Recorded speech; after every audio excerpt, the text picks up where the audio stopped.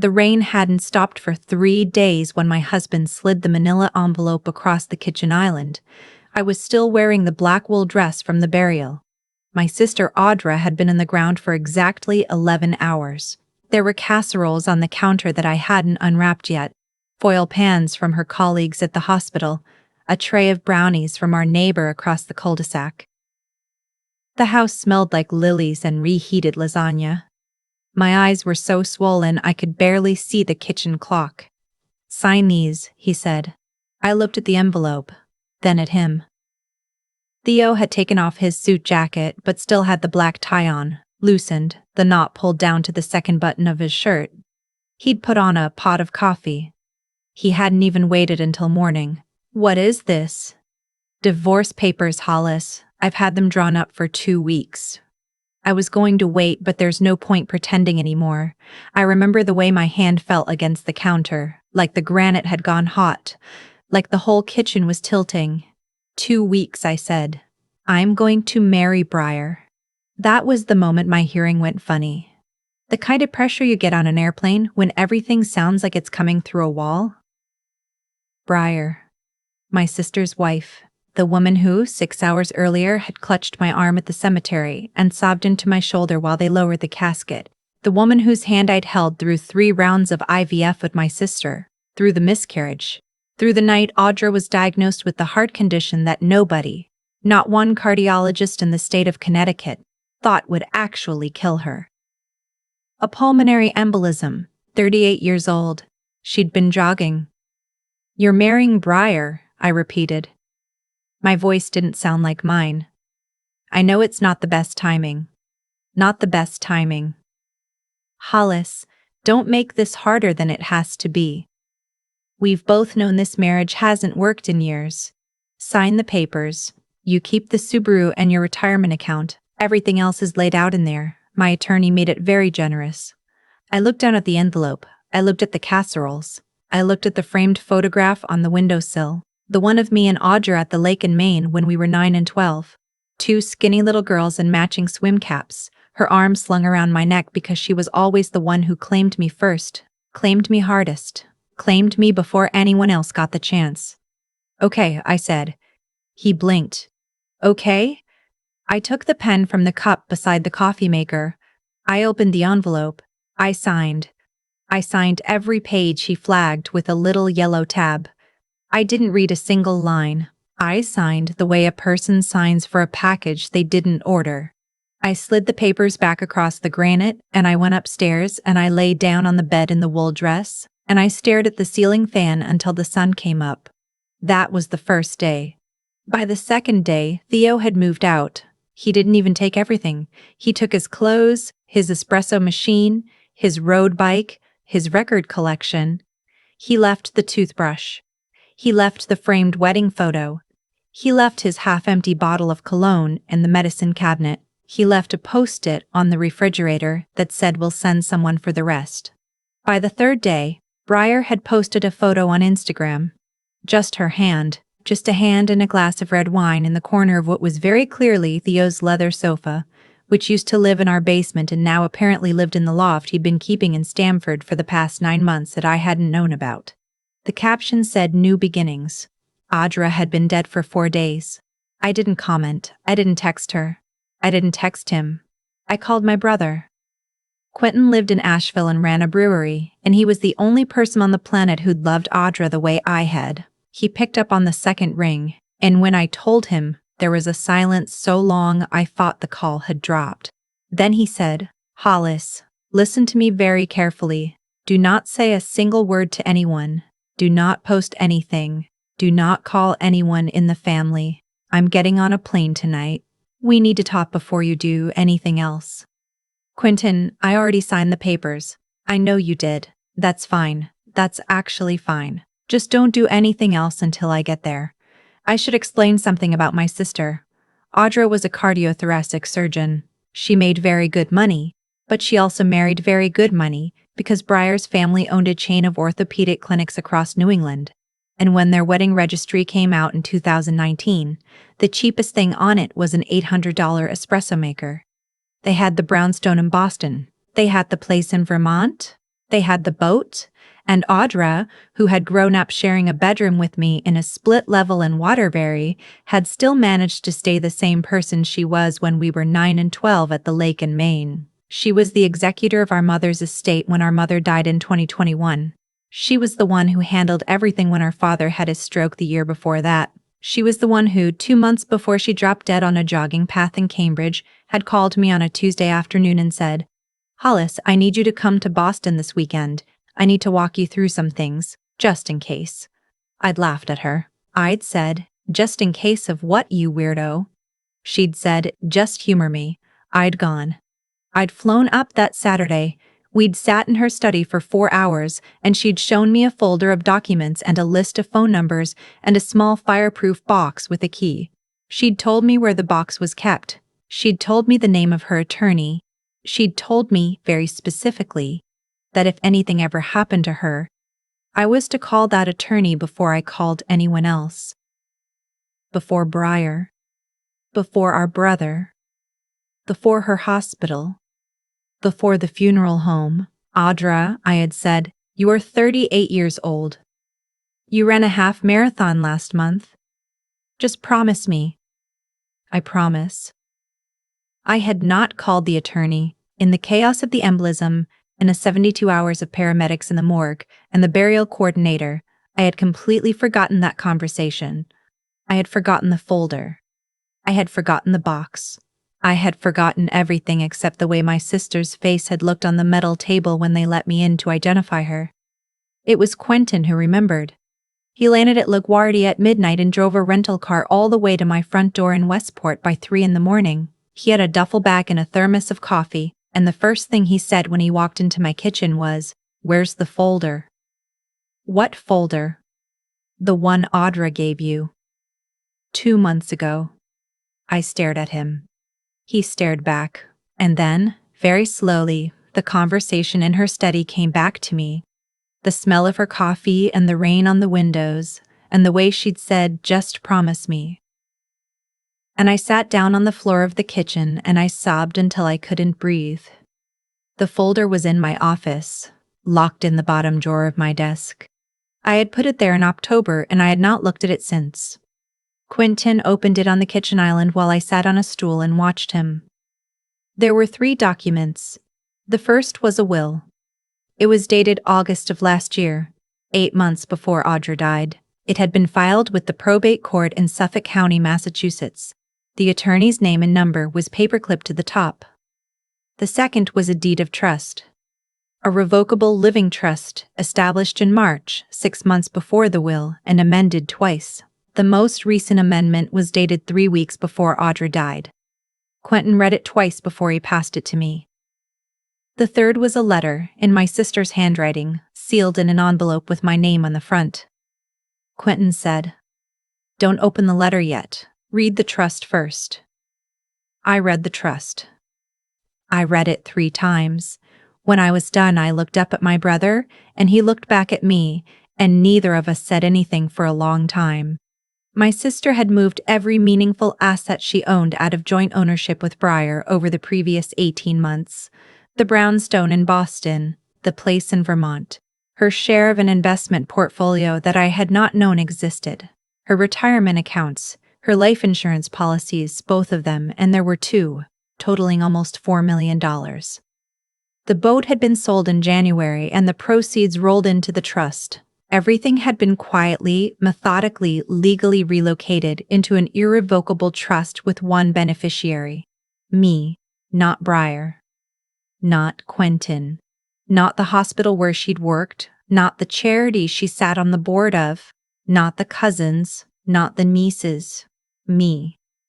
I looked at my brother and I said, "Quentin, this can't be real." He said, "Open the letter." I opened the letter.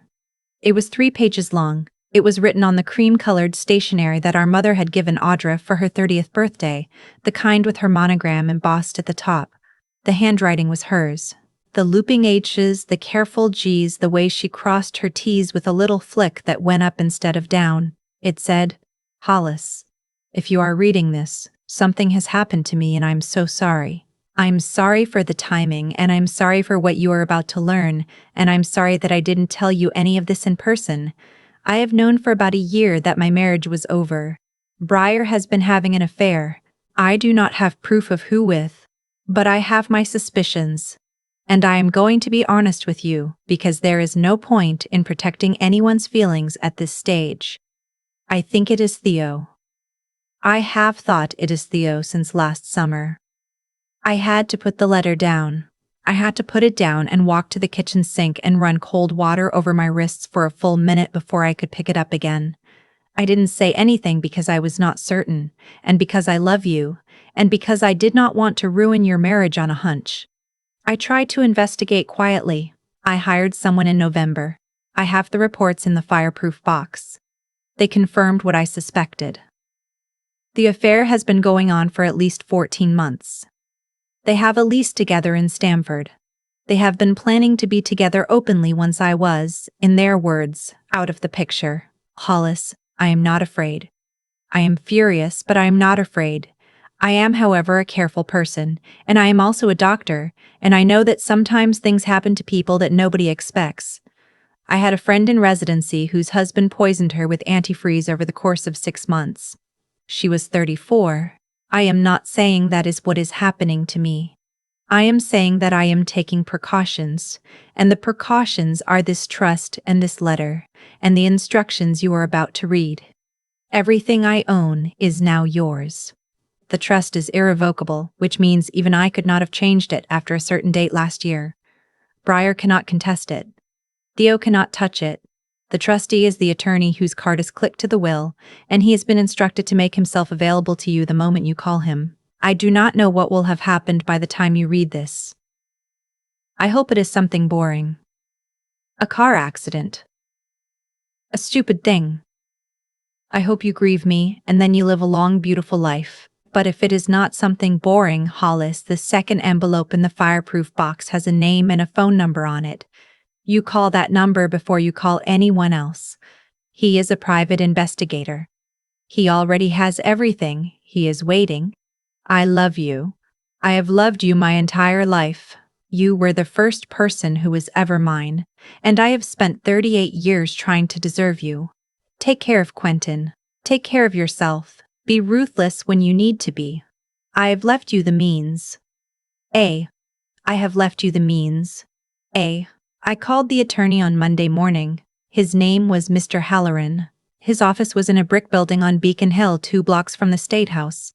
Quentin drove me up that afternoon, and we sat across from him in a conference room with a window that looked out over a wet sidewalk, and he opened a binder that was almost 2 inches thick. Mrs. Calderon, your sister was an extraordinarily careful client. I have been an estate's attorney for 31 years, and I have never seen a trust this thoroughly insulated.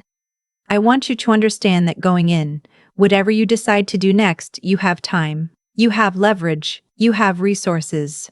Nothing can be taken from you. What about the divorce papers? He smiled. It was not a warm smile. It was the smile of a man who had been waiting for me to ask. Mrs. Calderon, you signed papers your husband presented to you less than 12 hours after your sister's burial, while you were demonstrably in a state of acute grief, with no independent counsel present. Those papers will not survive a motion to set aside. They will not survive a fly landing on them. We will be filing that motion this week. And the joint assets. Your husband appears to be operating under the assumption that he is entitled to half of your marital estate. He is technically correct about that with respect to the assets that were yours and his at the time he served you. However, your inheritance from your sister is not and never was marital property. It is separate, it is yours alone. He has no claim to a single dollar of it.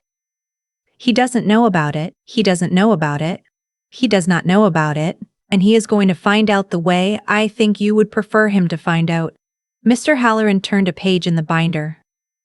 Now, about the other matter. The other matter was the private investigator. His name was Voss. He had been working for my sister since the previous October. He had 2 flash drives, a folder of photographs, a folder of bank records, and a memo. The memo was the part I read first. Briar and Theo had not just been having an affair.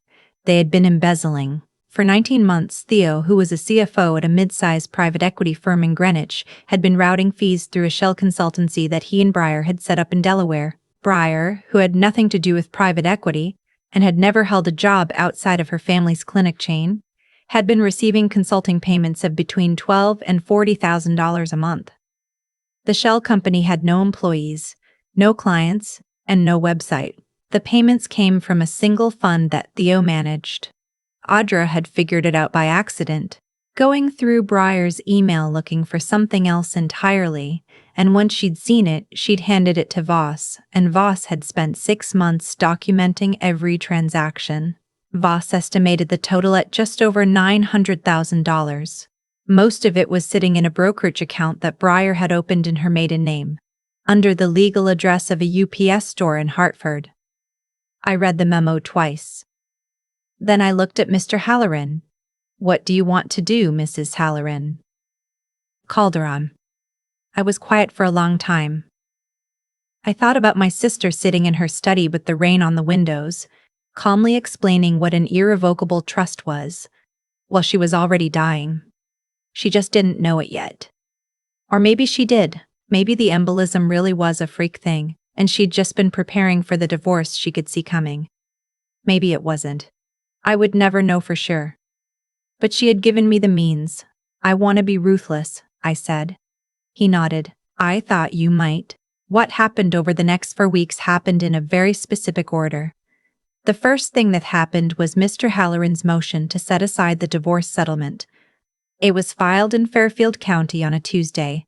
Theo's attorney called my attorney within the hour. Mr. Giltay attorney. Halloran did not return the call.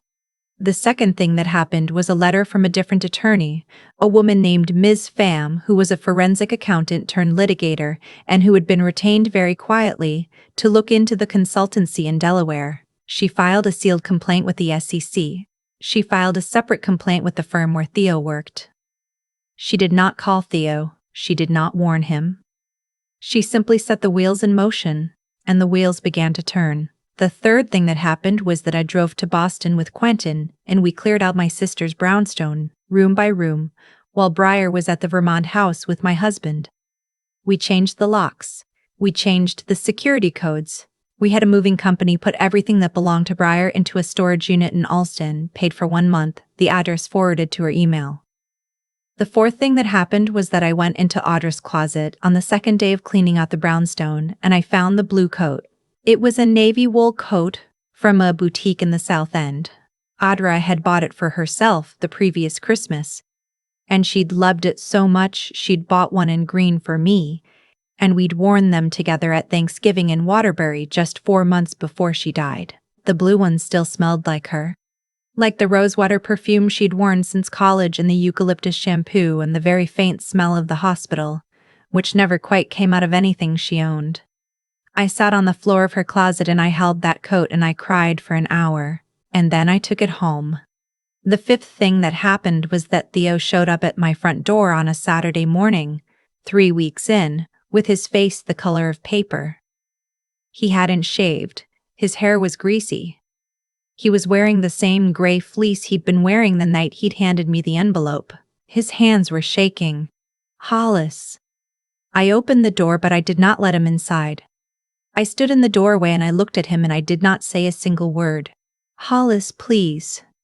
There's been some kind of misunderstanding. My firm has put me on administrative leave. There are federal investigators. They're asking about Breyer. They're asking about an account I don't even know anything about. I don't know what they're talking about. Don't you, Hollis, please? Whatever you've been told, whatever Audra told you before she. Don't say her name." He stopped. He stopped and he looked at me, and I think it was the first time in our entire marriage that he actually looked at me, really looked, not at the wife shaved next to him. At me. "Hollis," he said very quietly. "What did you do?" "I didn't do anything, Theo. My sister did. She did all of it, a year before you decided to bury her so you could have her wife. She built this whole house and she handed me the key and you walked into it on your own." He sat down on the porch step. He put his face in his hands. I stood in the doorway in my sister's blue coat. I'd put it on because the porch was cold and the coat was the warmest thing I owned.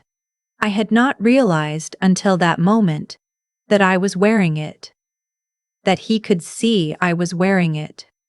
He looked up. He saw the coat. His face did something I cannot really describe. Hollis, I want you off my porch. That's her. I want you off my porch, Theo. He stood up. He walked down the steps to his car. He sat in the driver's seat for almost 10 minutes before he turned the engine on. I watched him through the window of the front door, and I did not move, and I did not look away until he finally drove off. The sixth thing that happened was Briar.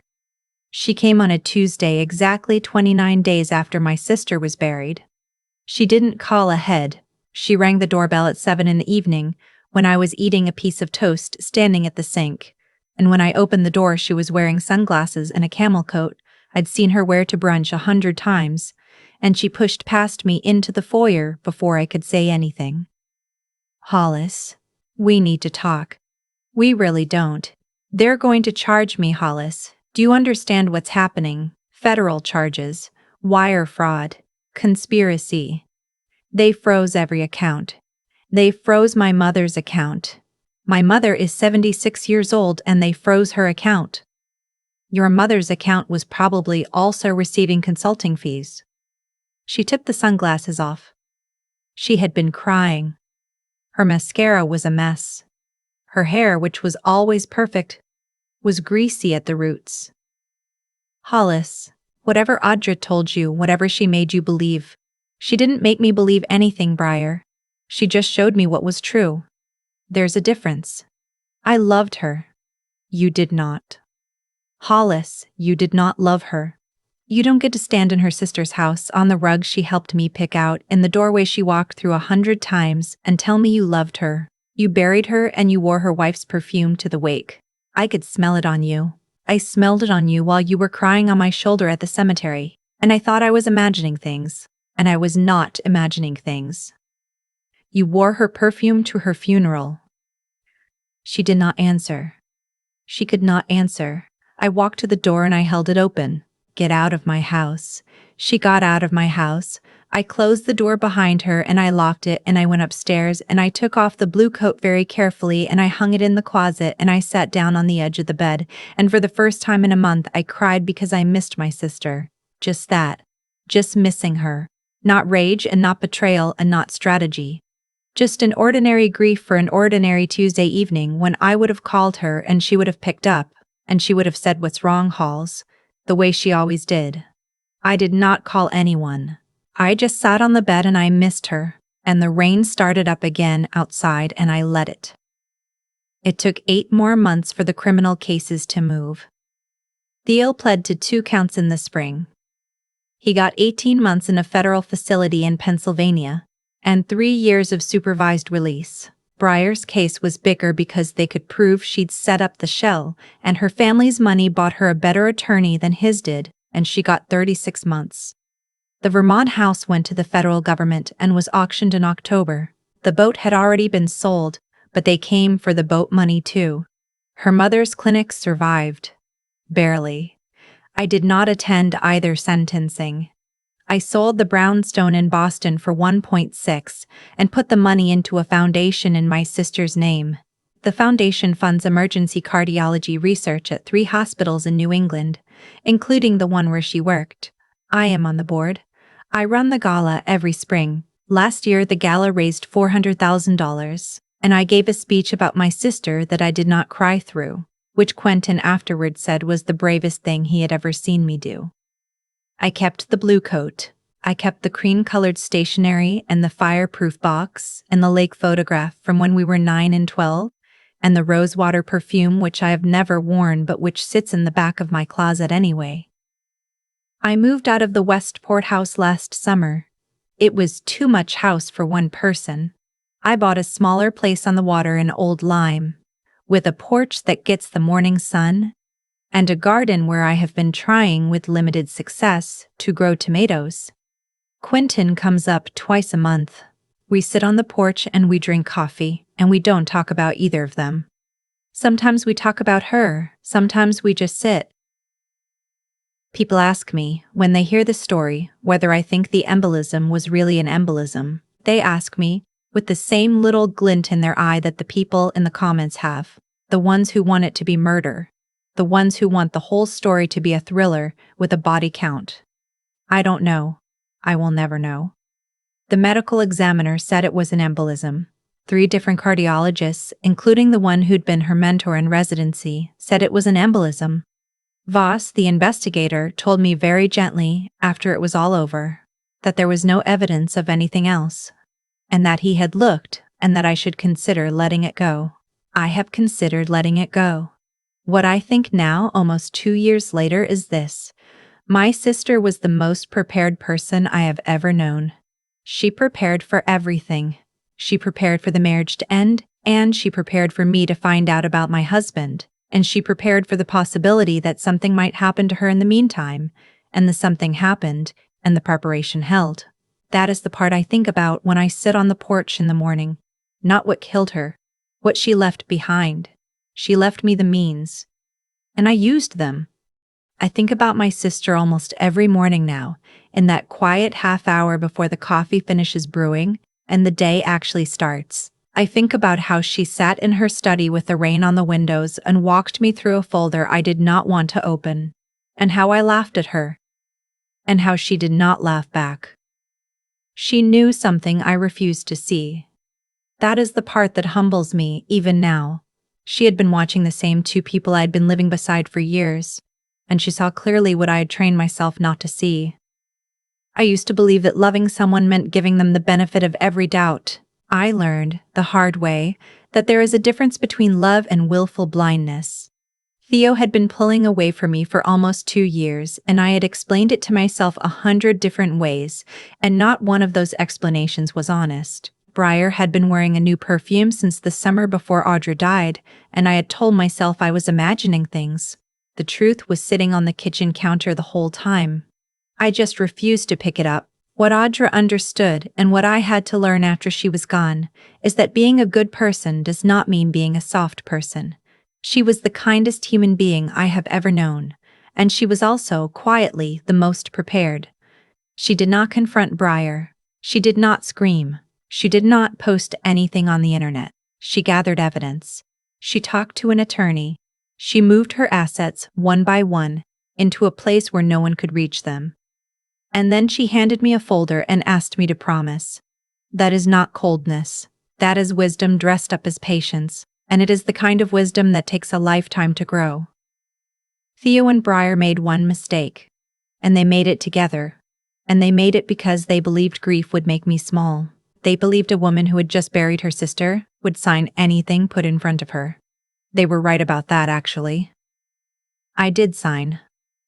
What they did not understand is that a careful sister had already built a house I did not know I lived in, and they walked into it on their own feet. If there is anything I would say to the woman I was a year ago, standing in that kitchen in a black wool dress with the smell of casseroles in the air, it would be this. Do not mistake softness for surrender. Do not mistake silence for weakness. The people who love you are sometimes preparing for you in rooms you will never see, and the only thing they ask in return is that, when the time comes, you have the courage to use what they leave behind. I had the courage. I used it.